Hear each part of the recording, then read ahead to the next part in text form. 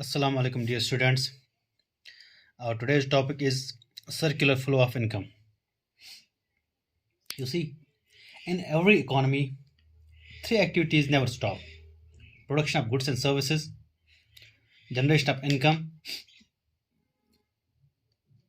in terms of wage, interest, rent, and profit, and third one is expenditure in terms of consumption expenditure and investment expenditure. See, these activities are the lifeline of an economy.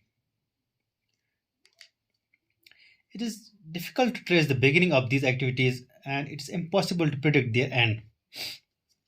Production, income, and expenditure are flow variables. These have been in existence like a circle without a beginning or an end. Circular flow of income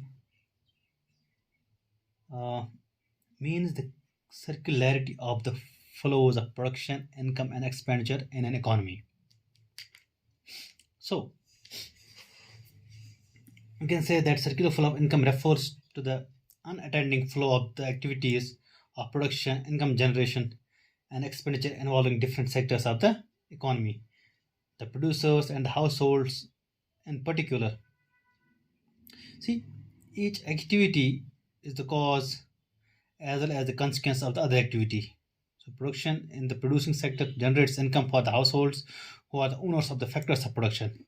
Expenditure by the household generates demand for further production. So, accordingly, production, income generation, and expenditure keep chasing each other like three dots continuously moving in a circle. Now, there are three phases of circular flow.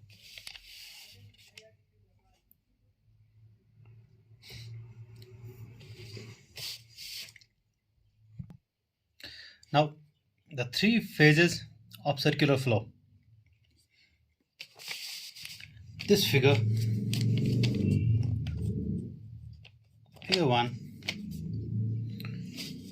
it shows the three phases of circular flow in an economy. The first phase is the production of goods and services. It causes generation or distribution of income. Income causes expenditure or disposition. Expenditure or disposition of income. See, by generating demand, expenditure once again causes production. So consequently, again, there are generation of income and disposition of income. The flow of production income, the flow of production income and expenditure form a circularity with no beginning or an end, which is why it's called circular flow. Which is why it's called circular flow. These are the different phases of circular flow of income. First is production of goods and services. Second, generations or distribution of income. Third is disposition or expenditure of income.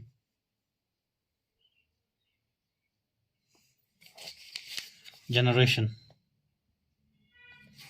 or distribution of income. And third one is distribution or disposition or expenditure of income.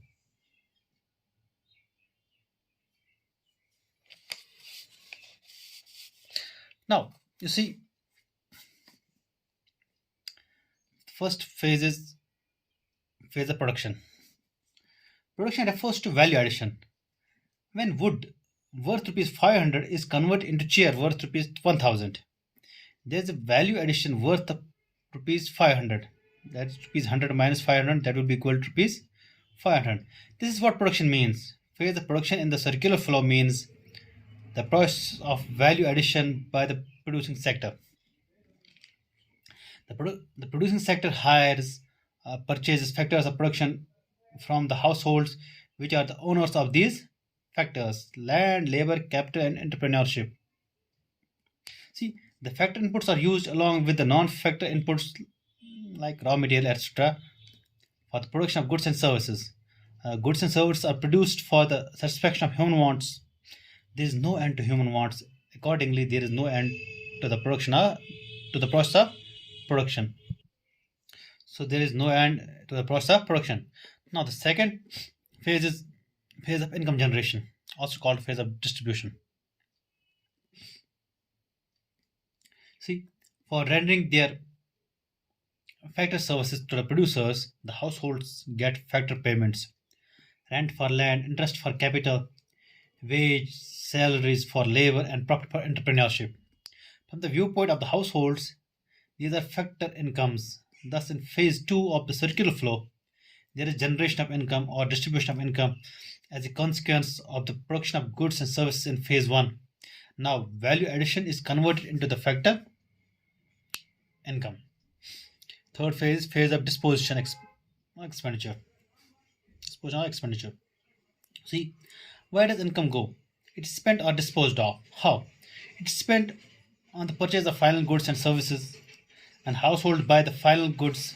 There is consumption expenditure, and the producers buy the final goods. There is investment expenditure. Thus, in phase 3, there is disposition of income as a consequence of the generation of income in phase 2. The story does not stop here. Consumption expenditure and investment expenditure generate demand for goods and services in the economy. This again causes production of goods and services, and consequently the generation of income. Thus, there is a non-stop flow of production of goods and services, generation of income, and disposition of income. Each flow keeps chasing the other flow, which is why it's called circular flow.